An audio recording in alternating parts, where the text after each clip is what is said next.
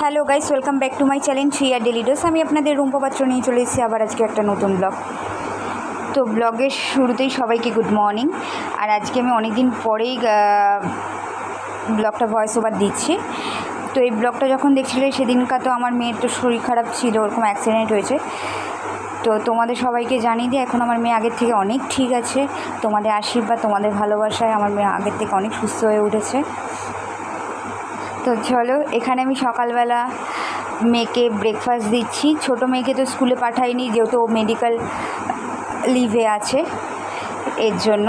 আর এই বড় মেয়ের জন্য টিফিন করে দিচ্ছি। এখানে সালামিটা একটু বাটারে ফ্রাই করে নিচ্ছি, দিয়ে মেয়েও লাগিয়ে স্যান্ডউইচটা দিয়ে দেবো, ব্যাস এইভাবে। আর 3টে আপেল দিয়ে দিয়েছি, ব্যাস 3 টুকরো আপেল দিয়ে দিয়েছি, ওটাই হচ্ছে ওর টিফিন। আরও খেয়ে গেছে বাকি। আর এখানে দেখো আমি মাছের ঝোলটা বসিয়েছি, আর ওখানে ইলিশ মাছের ঝোলটা বসিয়েছি। আর এখানে কচুর শাক দিতে দিতে পড়ে গেছিলো, তাই আবার ধুয়ে আবার আরেকটা বসালাম। তো এখানে দুটোতে কচুর শাক ধরেনি, তার জন্য ইলিশ মাছটা হয়ে যাওয়ার পরে আমি আবার কড়াইটা ট্রান্সফার করে নিয়েছি, বড় কড়াই করে নিয়েছি। তো এই কচুর শাকটা তো প্রথমে ভেবেছিলাম যে গলা টলা ধরবে হয়তো, বাট কচুর শাকটা সত্যি খুব ভালো এনেছে। আর এখানে ইলিশ মাছ হয়েও গেছে আমার, একদম আমাদের গাছের বেগুন দিয়ে পাতলা পাতলা ঝোল করেছি, দেখতেই পাচ্ছো। ইলিশ মাছগুলো বেশি বড় ছিল না, ছোট ছিল, তাই 3টে ইলিশ মাছ এনেছিল মা। ওই 3টেই আমি রান্না করে ফেলেছি, কারণ পরের দিন আবার কে খাবে? ইলিশ মাছ একদিনের বেশি রাখলে না খারাপ হয়ে যায়। আর 2 পিস মাছ আমি ভেজে রেখেছিলাম। আর ইলিশ মাছের লেজাগুলো হচ্ছে একটা লেজা ভাজা আমার বরের জন্য তুলে রেখেছি, ওই গরম ভাত দিয়ে একটু ইলিশ মাছের তেল দিয়ে আর লেজা ভাজাটা দিয়ে খাবে। আর 2টো লেজা ভাজা মাকে খেতে দিয়েছি, মা খেয়েছে। ইলিশ মাছ ভাজা দিয়ে খেতে ভালোই লাগে। তো এখানে দেখো বরকে একটু মাছের তেলটা দিয়েছি ইলিশ মাছ ভাজার, আর ইলিশ মাছটা ভাজা দিয়েছি লেজাটা। আর এখানে ইলিশ মাছের ঝোল, কচুর শাক আর সজনা ডাঁটা না, ওটা পেঁয়াজ বাটা আর হচ্ছে কাঁচা লঙ্কা বেটে এটা ভাজা। এটা হচ্ছে ওদের গ্রামের মানে আমার শ্বশুরবাড়ির দিকে না এরকম সজনাটা এইভাবে ভাজা করে খায়, খেতে খুব ভালো লাগে। এই যে বাবা মেয়েকে খেতে দিয়ে দিয়েছি, আর এখন আমি খেতে বসেছি।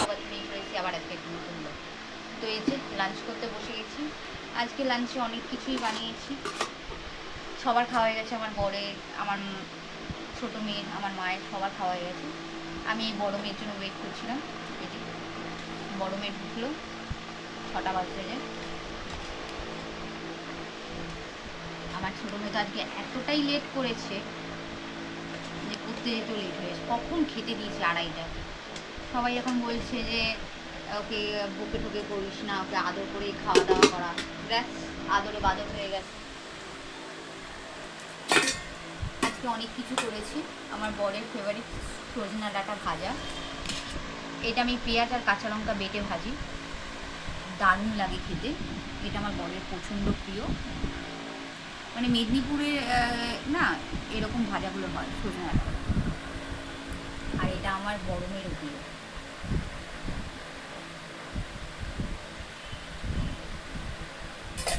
ও খুব ভালো খায়।